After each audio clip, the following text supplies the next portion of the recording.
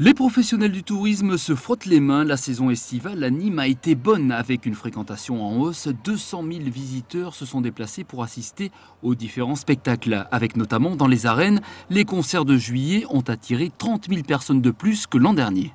En dehors des personnes qui sont venues aux différents spectacles, il y a eu les touristes qui sont venus visiter nos monuments. Par exemple, sur les arènes, c'est près de plus de 10% au mois d'août de visiteurs.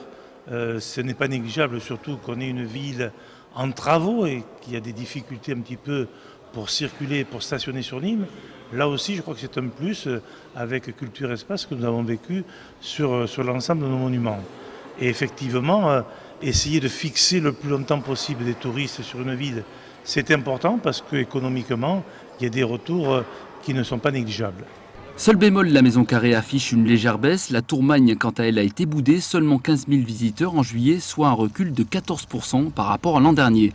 Une fréquentation en baisse qui serait liée aux températures élevées de ce début d'été.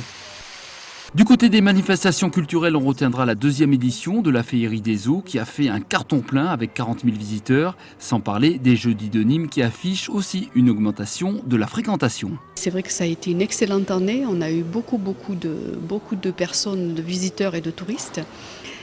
Donc c'est une année qui a très bien fonctionné, on avait beaucoup de groupes de qualité, des musiciens, 400 musiciens au total, 108 groupes qui ont tourné sur les 9 jeudis.